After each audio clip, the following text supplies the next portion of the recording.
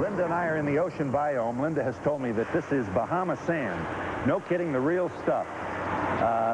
There's no reason to believe that we wouldn't be in the Bahamas right now. The atmosphere, the feel, the smell, everything. Now you tell me this is you've got an ocean reef out here. That's right, a coral reef. A coral reef, and there's a lagoon over here. That's correct. And you've got a beach neighborhood here that will have everything, including lizards and spiders and whatever else you might find in Bahamas. That's right, it's a dune community. Okay. What? Even I'm smart enough to know that you won't put a shark in here. What did you put in here? We're bringing up corals and coral reef fishes and a lot of the invertebrates like starfish and sea urchins to go onto the coral reef. And these are coming partly from the Bahamas and partly from off of the Yucatan. Right. Now, Linda, what good is this to a marine biologist that would not be forthcoming if he went to the Bahamas?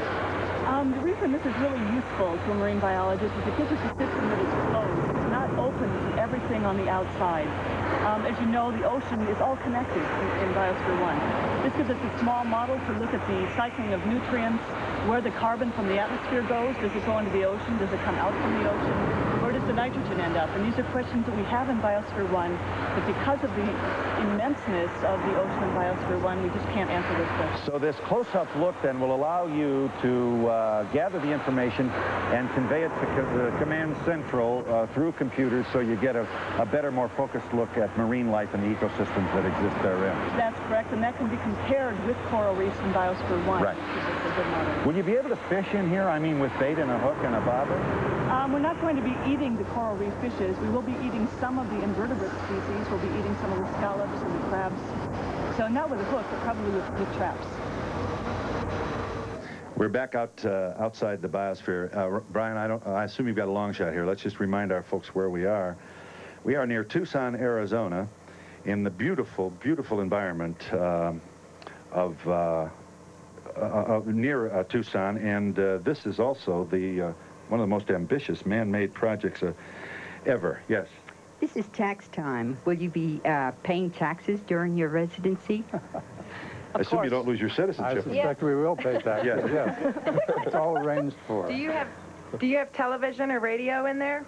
Everybody has their own, you know, entertainment sets, videos, TVs, radios, whatever.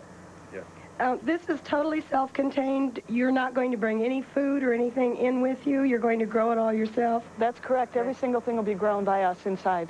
Phil, you mentioned that they're looking down now instead of looking up. Does this mean that there will be provisions for their spiritual advancement inside, or? Spiritual advancement? Well, we're going to be allowed to pray. Well, I mean, is there worship services or church? Well, no one else is going in there. I don't know if you've got any ordained ministers or rabbis going in there with you. That's really up to each individual to arrange with their own rabbis or ministers before they go in. I was just wondering if, as all of you that are going in there, what kind of special training did you do before you attempted to go into this? Let me just try this. Abigail, yeah, what is, how'd you get into this? I mean, did you like creepy crawlers when you were a kid, or how? I'm not making fun. We could use more young women and young men interested in these issues, please. Yes, I love creepy crawlers and crawling around in the mud flats and on beaches, and I spent a lot of time as a sailor at sea. Uh-huh, yes. I was just interested to know how the various biomes are divided up. The desert, the ocean, how are they divided up in there? Are there rooms? There are no physical barriers between them, so they exist side by side. They're actually separated by the geology. What is the reason for the structural design? The whole design of the biosphere goes along with all the functional requirements of each biome, the rainforest and so on, but there's also a lot of the aesthetic considerations, the whole visual impact of the biosphere. Yeah, my question is to Mark. How is this whole complex powered? We have two big backup generators which are powered off natural gas. In case of an emergency, we can always go off the grid.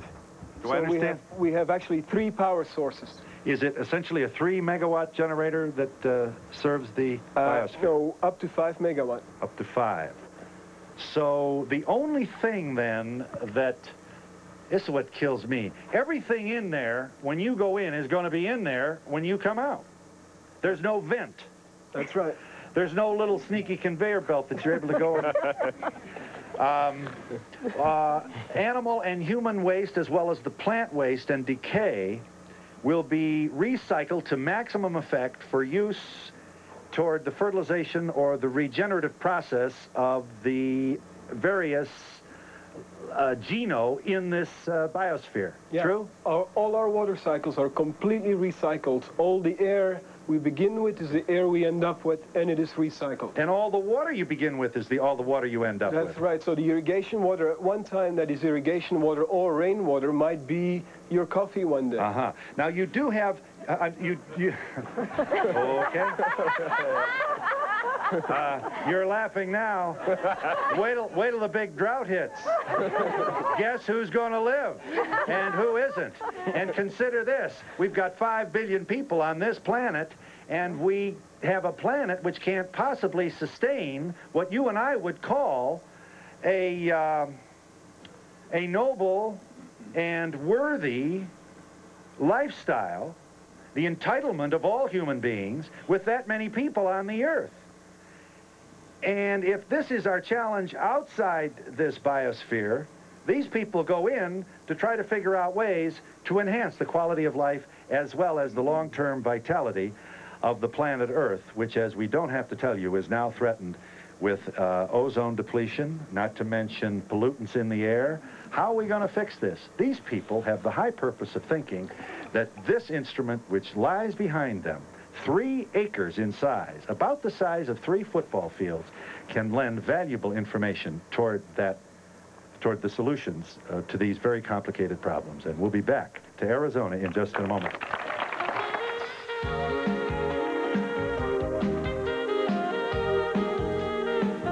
It's planted coffee, bananas, papaya. What do you expect? What are what's the main covered vegetable product here for the survival of the human people within the experiment? Yeah, our main vegetational or vegetarian cuisine will be with rice, peanuts, sweet potatoes, white potatoes, beans. Right. Now, you're not going to use any pesticides. That's right. You'll use no artificial chemicals. Yeah, you have to understand that in the system we're materially closed. Nothing is going to leave the system or enter the system after the 8th biosphere is going in. Biospherians go in. And if we put a pesticide on the plants today, it'll come back in our food and our water tomorrow. Now, have you actually selected all the insects that will cohabit this environment? We've selected a lot of them, yes. And when you say a lot of them, you expect some to come in even if they weren't invited? That's right. We have some uninvited guests. Do you have praying mantis and... We have praying mantises. We have ladybird beetles. A lot of the predatory insects that will feed off of our problem insects. And if someone were to even so much as spray right guard in here, it could ruin the whole neighborhood, couldn't it? Well, right guard will certainly put some things into the atmosphere that we don't want in the atmosphere. How do you filter the water in the air? How do you filter the water in the air? Boy, have I got a guest for you. Meet Robert G. Hahn, Director of Marketing and Product Development for the Biosphere experiment. Incidentally, this is commercially available, is it? This is. We will have it out in January. And this is also the technology that you're using in there? The Biosphere 2 soil bed reactor will purify the air in your own home or office. Okay, give us your shortest sales pitch. We're ready. As you know, a lot of our cities are polluted, and recent EPA studies show that inside the home or office, the concentration could be tenfold.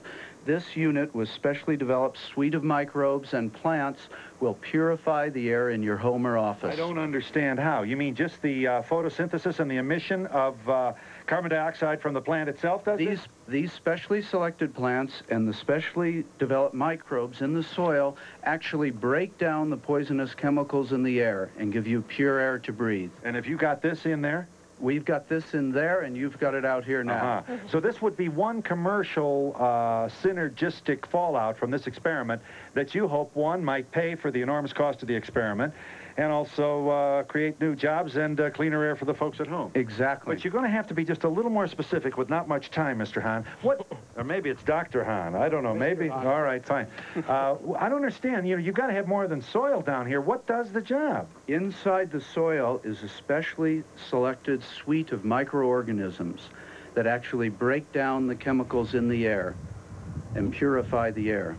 These are a specially developed suite of microbes that we've developed in the biospheric development for Biosphere 2. These weren't genetically engineered. They are found naturally in the universe? They're found naturally, but they're specially selected by the biosphere scientists. Right. And they're little microbes that go and eat up bad stuff and emit good stuff. Is that right? Exactly. Yeah. Well, that's what I got my PhD in biochemistry. You think I don't know anything? Squiggly is a word you'll find in a advanced text on thermodynamics. How you doing? Hi, I'd like to know who's going to continue to fund this after the first 2 years. Is Mr. Bass going to, or does the United States government have to take over?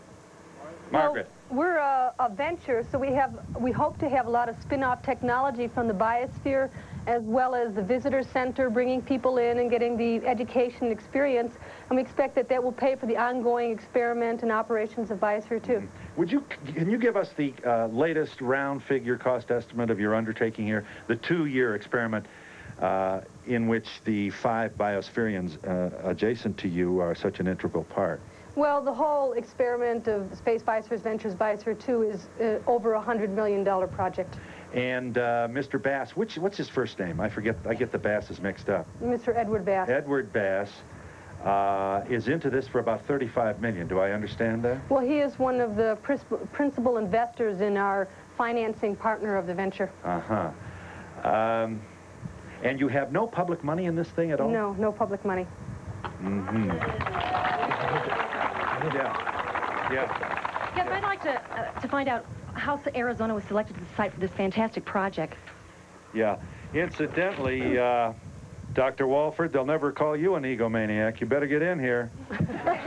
What do you want to tell us? You're the gerontologist, you're the physician, you're the guy that they're going to come to when they got a headache and a bad back. Tell me, what is it about the topography, the environment here in Oracle, Arizona, that's particularly suitable? Well, we need a lot of light because we're growing plants and a large space, and this area was available and fulfill those conditions well. Yes. I was wondering if all that glass takes out the ultraviolet rays, if it has to be something to be replaced, or you just get along without it. It does take out the ultraviolet rays. They don't have to be replaced in general, as far as we know. That's not an entirely known problem. Yes. I was wondering how these people up here were selected for these positions they have. Margaret? Well, there's 8 people, and there's probably 8 major areas within the biosphere, as well as people being able to have overlapping responsibilities. Everybody has emergency medical training. There's a number of people that work in the agriculture systems, the marine systems. So they're specialists in at least one area, and they're able to be generalists in many areas. There'll be mosquitoes in there, won't there? Yes, there will be mosquitoes. And I assume that, honestly, this thing is so well researched. The scholarship that went into the choice of the more than 3,800 species that have been placed in this biosphere has been so minute and so thoughtful that you may or may not want to swat a mosquito in there. Is that so? I mean, does it get that fine? Linda? It's certainly something one would think about on the inside of the biosphere. We do have predators, You may want though. all the mosquitoes you got. You may. We may want them. They'll be good food for some of the fish. On the other hand, you may have a wild colony of mosquitoes that are reproducing too rapidly, and I assume you can bring your own artificially selective intervention into that situation if it occurs, so? That just might be a management decision we'd have to make, and it might just be swatting them. Right. Now, Now tell me, tell them the name of the fish that's going to be the chicken of the sea. The tilapia fish will be the fish that's grown in the agriculture biome. The tilapia fish is especially valuable because it has minimum spine and maximum fillet, huh? That's part of it, yeah. It also is very free of disease. And it will spawn, and you assume that it will strike its own balance in terms of its own reproduction so that it will coexist within the environment. You will also monitor, just to name one more species, the survival or the reproduction numbers of this fish to ensure that it doesn't become so many that it destroys the balance of the environment in the neighborhood in which it flourishes. Is that so? That's exactly right, yes. Uh-huh. And we'll be back to Oracle, Arizona in just a moment.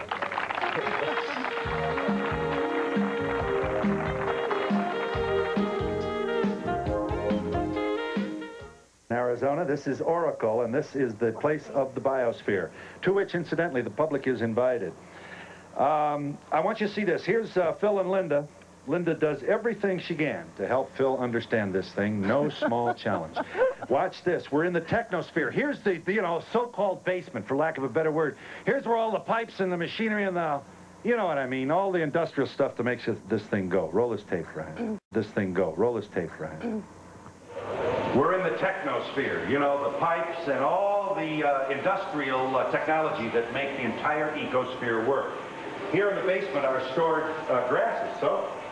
These are the grasses that we harvested from up in the savanna biome. And we harvested these because the grasses were getting gigantic.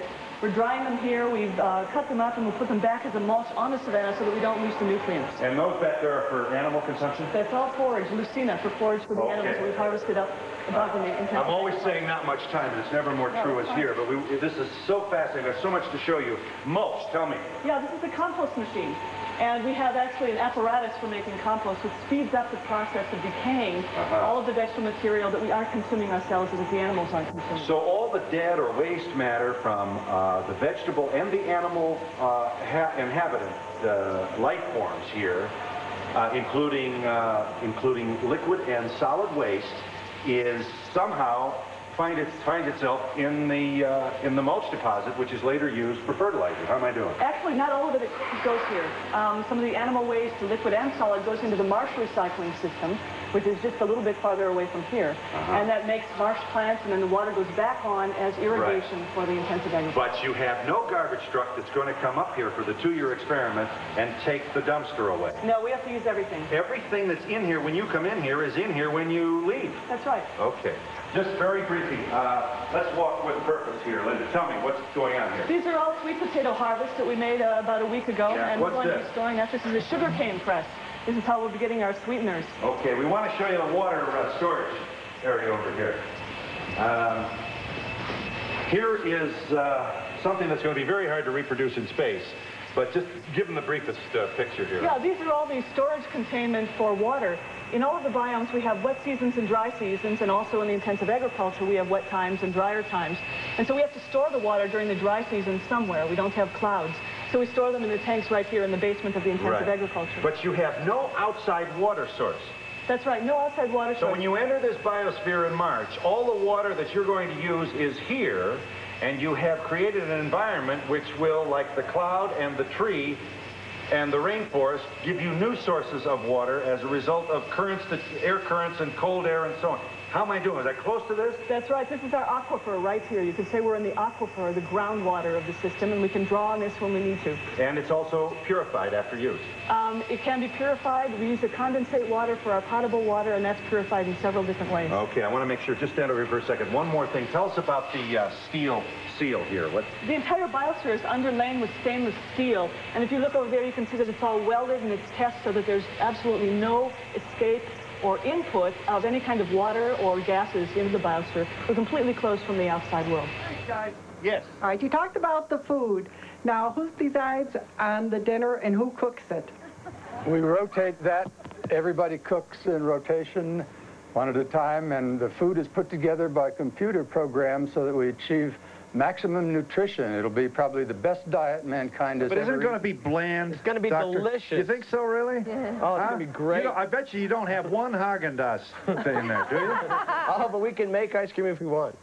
How was the Biosphere born? Whose idea was it? I'm one of the conceiver or founders of the idea. There was about 4 people that put together the whole complexity of the project. Yeah. Margaret, just give us...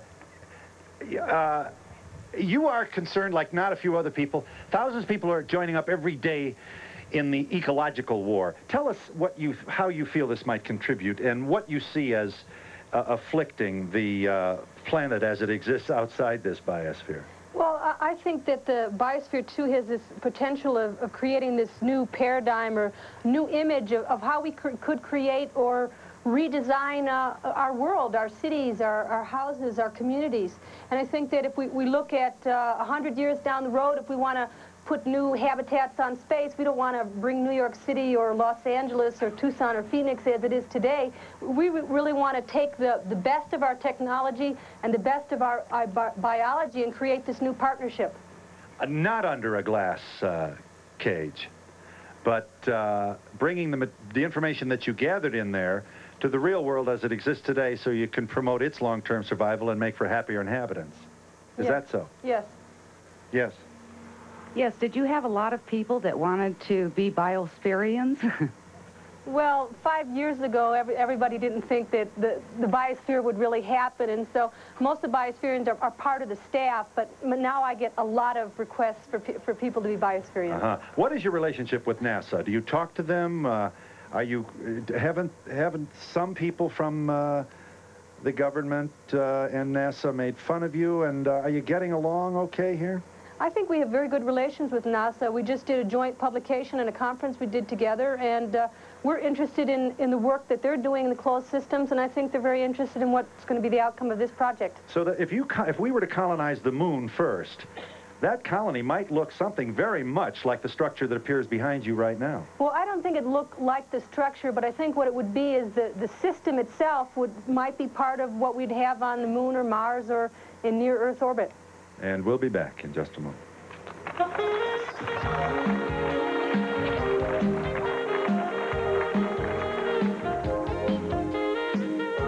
Complicated that there's not enough time. But I wanted to just say one thing. This story is 10 years old. It was 10 years old before it even came out in the press. Me and Baker kept it a secret. Debbie's friend, Jimmy Swaggart, is the one who pretty much leaked the story, because he wanted Baker's empire to fall so he can be the only kid on the block. And little did we know he was with Debbie, you know. But Debbie, did Jimmy Swaggart ever invoke the name of the Lord during the time he was with you? No, he didn't. Did you say, oh my God? My question is This is the Biosphere 2 project. That is to say, she oversaw experiments in similar environments that were not necessarily large enough to be inhabited by humans. So they've done a lot of work on this thing before this thing begins, before it all begins next March. She's also coordinated the implementation of the Biosphere 2 intensive agricultural biome. Sally Silverstone is also joining this group. She's 35 years old, from England. She'll serve as Information Systems Director on the Biosphere 2 team. You don't want to go anywhere today without a PR person. Sally is SBV Controller and Manager for the Architectural Division for Biosphere. Bernd Zabel is also joining the team. This is Bernd, a picture of him. He's 41-year-old electrical engineer from Munich, Germany. He will serve as captain of the Biosphere 2 crew. He's general manager of construction for SBV Space Biospheres Ventures and directs construction for the Biosphere 2 project. Hey, listen, I'm not a smart aleck, but I want you to know something. You heard it first from me. This thing is going to leak. You know, it's got to. Come on. It's too large not to. It's going to leak 1% of the volume per year, and the lung, as well as adjusting for the variation in pressure and temperature and so on, will also be a positive pressure. So if you see any leak, you can actually measure it and fix it. Okay. Yeah. Regarding their diet, what means of energy do they use to prepare their foods? You're going to have a kitchen, right? That's right. It's electricity. Yes. I'd like to know any specifics about a specific experiment that's going to go on that we can expect direct results immediately to benefit our lives. Cleaning of the air is one of them, and you saw the results of some of this. Air cleaning. So cleanups of pollutants in the air. I want you to see this, our final visit inside the biosphere with Linda. Here we are at the place where they're going to live, and it isn't finished yet. Watch this. We're in the habitat sphere. This is where you're going to live. That's right. Actually, we're standing. First of all, show them the model, Brian. Here's a model of what this will look like when it's finished, which it quite obviously is not yet. Let me repeat that this experiment begins in March, and Linda's just one of 8 people who will reside in Biosphere 2 for 2 years on Noah's Ark, 1990 version, 1991 version. Okay, the animals will be here, you tell me. These are the domestic animals. So this is the pigs and the goats and the chickens will live right here.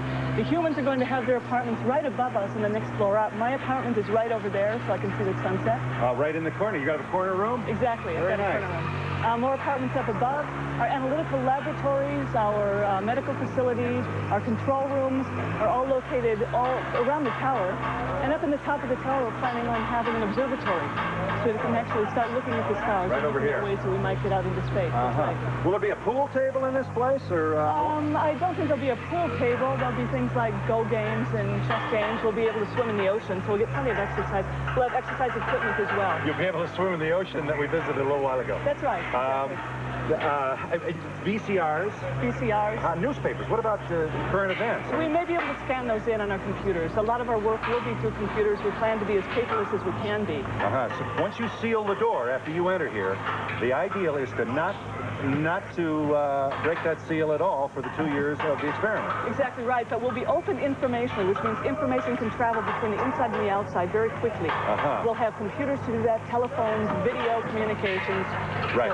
Will the public be able to come here and look at you like some strange alien creature through the windows? The public will be able to come and look at us. I hope they don't think we're strange alien creatures. But anyway, they'll be able to see us in certain areas around the biosphere. Right. This area around the habitat for the animals, you'll be able to look into. There'll be glass around the outside.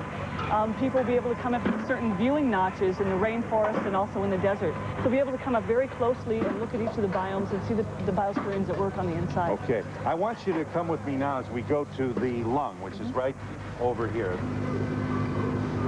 Here is the lung about which maybe you've read. Watch this. This is, feel that coming out here?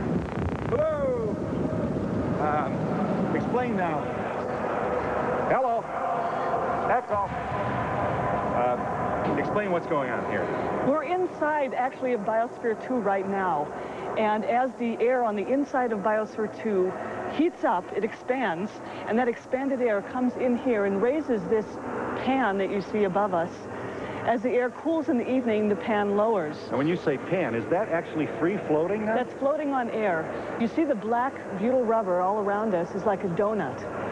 So that will expand up and down just like a lung. Just like your lungs, yeah. And at night when that part of Biosphere 2 cools, this will contract, forcing air back into the other unit of Biosphere 2. Exactly right, and that does two things. Well, three things, actually. It prevents us from having a super strong material for the biosphere to withstand the pressure of the expanding air. It also lets us have a slight positive pressure towards the outside of the biosphere, so if there's a leak, we're losing air rather than bringing in air and contaminating the inside. And another thing that this does is it allows us to look at any kind of a leak rate that we might have in the biosphere. Right. But you get no new air at all from the outside. That's right. What we put in when we enter in March is what we will have in 100 years. You don't cheat and take any air from the outside environment into the biosphere for the entire 2-year experiment. There won't be any cheating for 100 years, not just the 2 years, for the 100 years. Brian, just to make the point, give him that long shot again as the sun begins to set over Biosphere 2. See the dome on the right? That's the lung in which we taped that piece just a moment ago. Obviously, it's connected with a tunnel that transfers the air back and forth according to the need of Biosphere 2. I have a question for you. After being shut up in a controlled environment for so long, do you expect it to have any effect on your immune systems? I expect when we all come out, we'll get colds very quickly for about 2 weeks, but that's all. The immune systems will persevere. Right. The project is controversial in many ways, as all major initial scientific projects. If it were not controversial, it would be uninteresting. Right. But aren't you worried about virus in there? I mean, if you sneeze in there, the whole colony of human animals gets pneumonia. Aren't you worried about that? Everybody will get immune to everybody else's viruses very quickly. And so your immune system will enhance its capacity to fight off germs while you're in there, is that it? While we're in there, I suspect it will. Uh-huh. A person has spent already a week in there, and the first thing she said when she came out was, "It stinks out here." We'll be back in just a moment.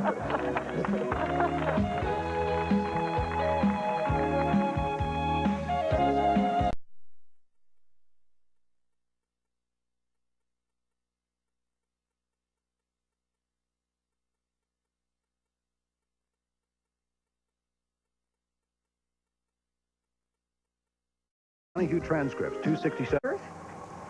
We've all worked together for a number of years, and it's come about naturally. 1 minute left. How many years did you go into experiment before you really started the building?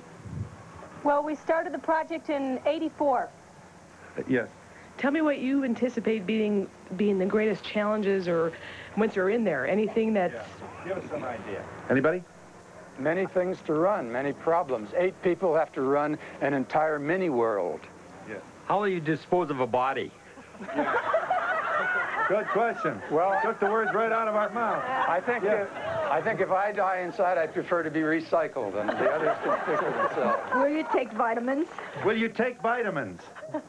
We may have some vitamins, but there's plenty in the plants. Yes. Couldn't we have used the substantial sum of money that went into Biosphere 2 to improve our planet Earth today and not such long-term benefit? I don't think this is long-term, and I think Biosphere 2 is going to improve Biosphere